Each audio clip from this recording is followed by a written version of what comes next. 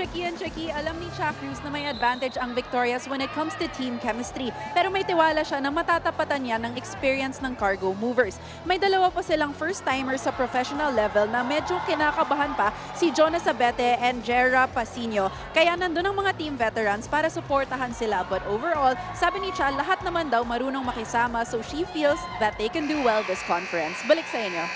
Maraming salamat, Carla. Oo, no, yung opening game jitters, ay, Sabete got a lot of touches. Yeah, you'd think hindi siya nervyos kasi maganda yung ginalaw niya eh.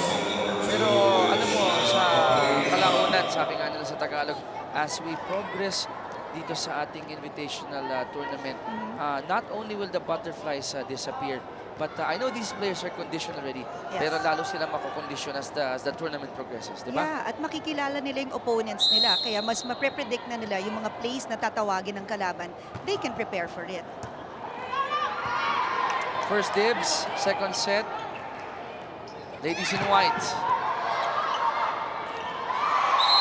And unang nakapuntos, set number 2. Pao Soriano. Alam mo, matindi nakalaban sa blocking itong si Pao Soriano. She has the net. Talagang nakatakuyan sa head niya. She knows the distance. She knows how to get that ball over. So you have to be really smart to get away from Pao Soriano's blocks. 1-0, set number 2.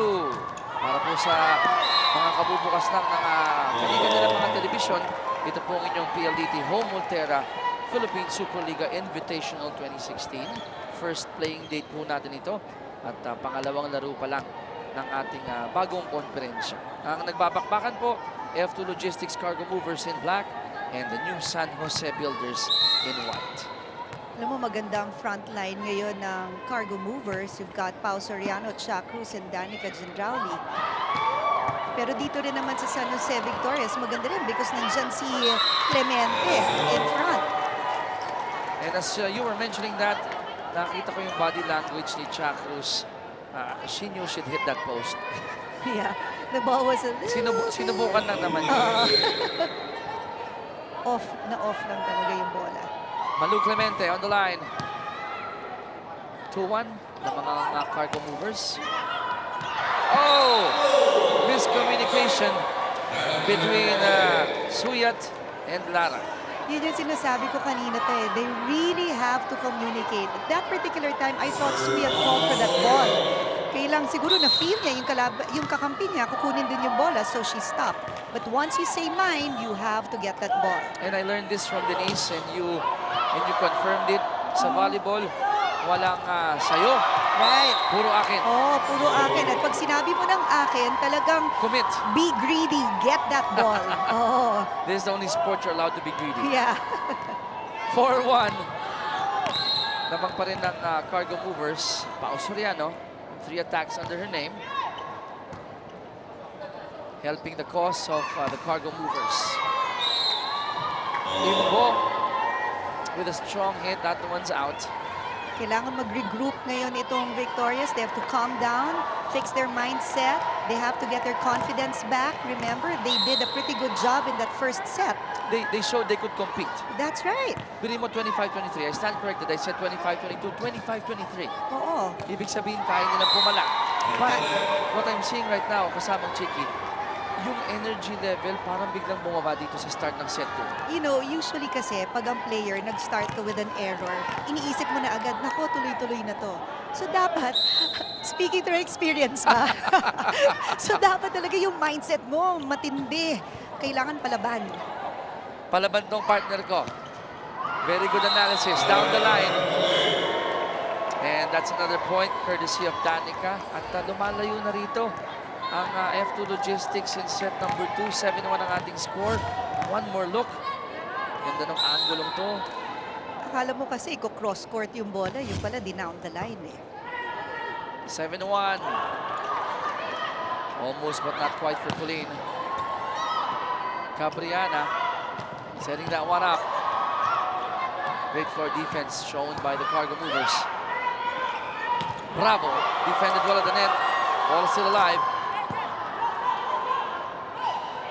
Abby. This is a good rally we're seeing. Soft touch. At may error na naganap. Wasiton or libero. Trying to check Wasiton Pasinio. Trying to read the signal of the referee, but Nonetheless, it's a point for New San Jose. badly needed point. 7-2. Cargo Movers up by 5. Danica.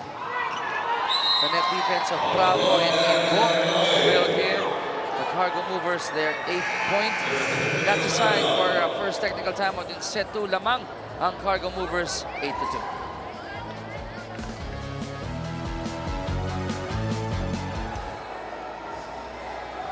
Welcome back to the PLDT Home Ultera Philippine Superliga Invitational 2016 here on Aksyon TV. Nakausap ko kanina ang team captain ng New San Jose Builders Victorias na si Colleen Bravo. At kunento nga niya sa akin that they are so excited to get the exposure that they are getting dito sa PSL Invitational. Dahil nga next level ang makakatapat nila mga veteran players at alam nila na ang dami nilang matututunan in the process. No pressure on their end because they are here to elevate their game and enjoy. Balik sa inyo.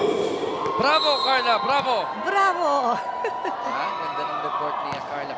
And that's true. Iba nga yung ating tournament format. Meron tayong 3 round kung saan iba-ibang makakaharap ng ating mga kapuranan. But each team will play in two rounds. And then sa 3rd round, we'll take a break. Top 3 will go up to the next level kung saan magkakaroon tayo ng isang foreign team That's right. na papasok para i-spice up yung ating invitation. Spicy talaga yun at Thailand team ang ating makikitang maglaro. And you know the Thai team, experts sa volleyball. May kagat yung Thai team. Yeah. Spicy.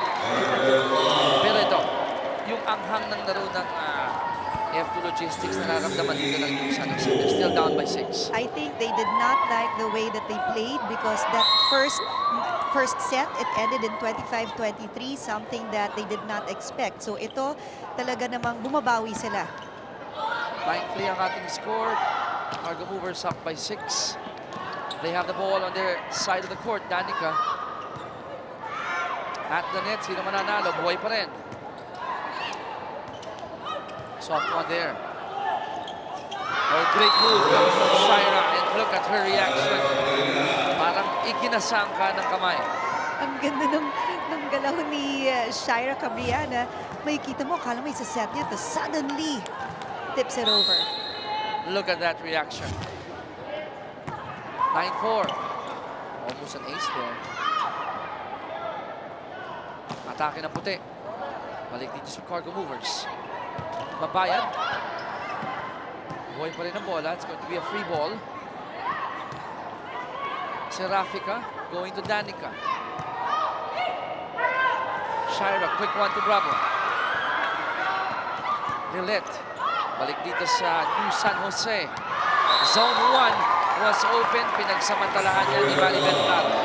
Ang ganda nung pagka-direct niya ng bola, nag-down the line hit siya. Talaga naman kasi yung zone 1, usually wala talaga nagbabantay dyan eh. So if you want a quick point, aim for zone 1. And it's so hard to target the corners. Yes. Pero pag nagawa mo yan, yung celebration na doble. Oo. Kasi mahirap, tapos nakapuntos ka pa in the process. And it adds to their momentum. Din naman nangyari. After that great hit, Imbo scoring again. So back-to-back points coming from the ladies in white. Yeah, what they really needed kanina was a break. Kaya nung nag-technical timeout, nag-regroup sila, and maganda na yung linalabas nila. Parang nagising sila eh from the continuous mistakes that they were making kanina. Ball still alive here. Serafica going to the left. And great timing, great approach, great preparation for Mabayan. Itong si Lilette Mabayad, maganda na ng arm swing niya eh. Mabilis. Tingnan natin to. There goes that set. She goes up. Ang ganda. Nasa taas talaga yung bola. Kaya that ball had nowhere else to go but really down hard. Pero kita mo yung pagkakaset ni Serafica, no? Going to that space that she knew magiging komportable para kay Lilette. Oh, importante talaga kilala ng setter ang bawat hitters niya. And right now, Cabriana set that ball quite low, kaya nag-net yung bola ng Victorias. 5 attacks for Danica. 11 serving 6. In set count, naman po ang Cargo Movers 1-0. You need to have a good first ball so your setter can create a play for the hitters. Mabigat kasi ang kamay ni Jen Rowley. Remember, she's a beach volleyball player din. So, kailangan mabigat yung bola mo. At siyang madalas puntahan ngayon ni Serafica, at least here in set number 2. Cabriana at the net. Lara, zone 6 was open and that's in, even from my angle. You know, Shaira tried to do something again with that ball. Buti na lang na-save niya because that ball was really off as a first ball. And I'd like to mention that point of yours. Tatama na ng net yun. Yes. Ganda ng timing ni Cabriana. But that service error, I hope that would not destroy the momentum na na-create na nila for their team. Captain with the error. At nakatuli sa anim ang kalamangan ng Cargo Movers, 13-7. Maranyo serving. White shirts on the attack. Lara going to the back. Soriano, set by Serafica. And that point will go to the ladies in black. There was a net infraction there from Clemente. So kailangan ingat-ingat sila, lalo na they are trailing behind by 7. 3 attacks in a block for Abby. Lamang sila ng 7. Shaira will set this one. Lara pa rin ang pinuntahan. Great reception or dig. Coming from Abby. At hindi sinayang yung magandang reception. At makita mo rin yung angas ni Abby, no? Nung nakuha niya yung bola, yun yung talagang inaabangan ng mga fans. Ganun ba talaga pag maganda yung dig mo? Puto kasi, nung time ko, puto yung sinasabi. Ganun ba? Anong taon yun? 2000 Okay. Moving on. Kung talaga. We're just having fun here, guys, because beautiful game we're watching. Lilette with a hit. 15-7. Pero yung pangalawa ni Clemente, nandun pa rin ang depensa ng Cargo Movers. Cabriana. Malu still smiling. 4 straight attempts of her. Finally, nakapuntos. Finally. But that set from Serafica was a little bit low for Pao Soriano. Though Pao was in place. Prepared siya for that. Ang taas din naman kasi ng kamay ni Clemente. Alam ni Pao na susubok lang naman siya doon. Oo. Boy pa rin ang bola. Good save. Palo ni Pao. Condada, inangkin yung third ball. Lilette. Vimo was there. Shaira. Great net defense shown by the Cargo Movers. Great rally we're seeing here. Lilette, another hit. Zone 6. That's open. And we close the second technical timeout dito. Entering second technical timeout, F2 Logistics up by 8 points. 16-8. Talagang nagkahanap dito ng form ang mga manlalaro ng Victorias. We'll take a quick break. We'll be right back. Pali na rin ang mga may-ari. And on your screens right now, Mr. Efren Uy, team owner ng F2 Logistics. And I understand the big smile on his face. Lamang sila Oo. dito sa ating second set, 16-8. At nasungkit pa nila yung set number 1. That's right. At ngayon, nag-lead na naman sila coming into the second technical timeout. Pero don't discount yet, ha? Itong yes.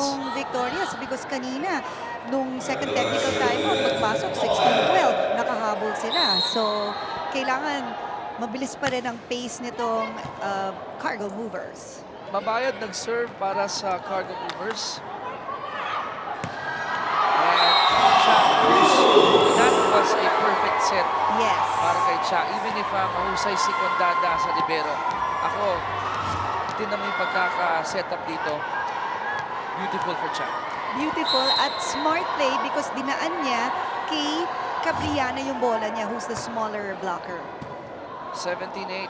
9-point lead para sa Cargo Movers. Victorious on the attack at kinapos ang palo ni Imbo. Nakita ko na yun when she took off because her arm was lower than the shoulder level. Kaya yung bola niya dumiretso sa net. May biggest lead here by the Cargo Movers sa 10-18-8. May timeout tayo. Pakinggan natin ang huddle ng New San Jose. Ang bola na nakarga, i-receive natin dahil dalawang spiker natin. Hindi nga nakakagana ang quicker eh. Makinig ha. Jamela, dito ka. Dito ka. Pag ni-receive, pasok ka mo B. Intindihan? Kita si... Saan ka? Dito mo muna. Ito. Receive mo na ha. Akin, boy. Nakuha ka. Magpapasok 3. Hindi natin makuha yung blocking sila kung hindi tayo papasok din eh. Now, Pangit we maganda were pa. observing that last huddle as before that comment of mine. Feb 20, Sabado, punta kaming Malolo Sports and Convention Center. Alauna, Cargo Movers kontra RC Cola. Alas 3, of course, patuloy ang ating napakagandang Superliga dyan sa may parte ng Bulacan, Malolo Sports and Convention Center. Talking about that last huddle, partner, I saw the face of Vima Condada. Yes. In spite of the deficit, eager siya. Oo. Siya sinisigaw niya, akin yan. Yes. Kasi kailangan ng good first ball eh. Kailangan ito nga yung veteran experience ng Cargo Movers lumalabas eh. Pinapakita nila dito sa second set na to. There goes Serafica with a... That was a good set there. The ball wasn't spinning. Perfect for her hitter. Biggest lead at 11 for the Cargo Movers. They're feeling it here in set number 2. Anong panagot dito ng mga Victorias? Cruz once more. Great net defense. Chance for New San Jose to score. They'll get another crack. And Clemente nahanap yung butas sa harap. Oh, hindi na niya sinet. Nag-1-2 offense siya. At nagulat doon ang floor defense ng Cargo Movers. So yun yung mga kailangan gawin ng Victorias. Kailangan gulatin nila ang floor defense ng Cargo Movers with plays like that. Unpredictable plays. 19-9. Still a 10-point lead. Good save by Chap. Ball is still alive.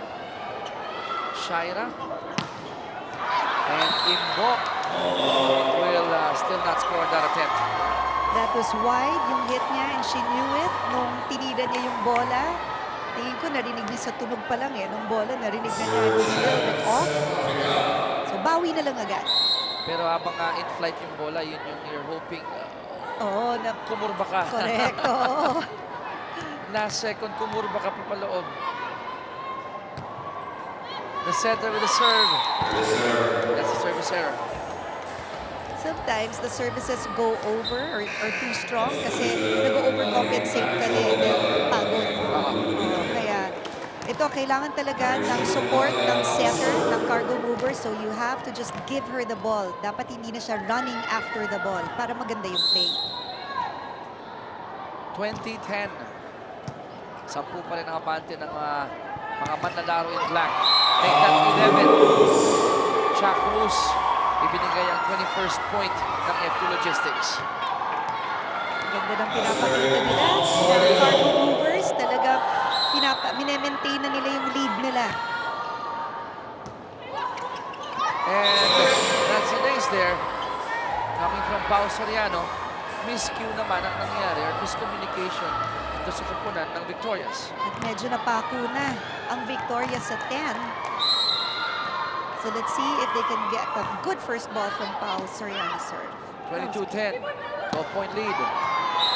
Imbo, same spot, same intention, and unfortunately, same result. So she takes a seat first, gives her time to think things over. And right now, we've got a new player in the court. Both sides in. 23-10. 13 ang abante ng F2 Logistics. Pakinggan natin si Coach Ken in their timeout. Pasa tayo, hirap tayo sa pasa. Why? Ang bola yun nandun sa gitna. Kahit setter, hindi may tapos sa pick. Nakatago. Kuha, hindi ganyan. Ilapit sa net. Okay? Hindi mo yan. Sino sa gitna? Nasa gitna po siya. Sisingit po siya yung pasarap. Oh, singit mo yan. Go, go, go. Double play tayo, ha? Your thoughts, Chick. Go ahead. Yeah, wala kasing first ball eh. Good first ball ang Victorias. That's why Coach Ken had to remind them, masyadong malayo yung bola from the net. Kaya Yes. madaling ma-predict kung saan ibibigay yung bola. Kasi pagka off ang first ball, chances are sa outside hitter mo ibibigay yun. Madaling madepensahan. So, Now, yes. Go ahead, finish it. So, kailangan talaga good first ball. Ito, ang gusto kong i-jump pabalik sa'yo. 23-10, 13-point lead. I know that it ends at 25. Yes. Pero by our experience sa coverage, Mhm. yung mga ganito, it would likely go the way of F2 Logistics. Yes, especially now, Diba? 24 na. So more than the second set, Mm. I'm sure Coach Ken and the rest of the Sunset Builders are thinking of set 3. That's right. Doon ka na pupunta. Doon ka na pupunta. Pero of course, as a player, kailangan kumapit ka pa Oo. rin. Never say die.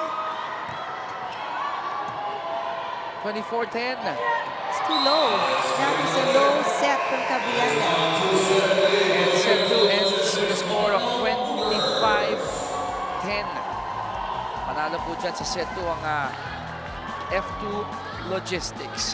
2-0 ang ating count on set count. We'll take a quick break. We'll be right back.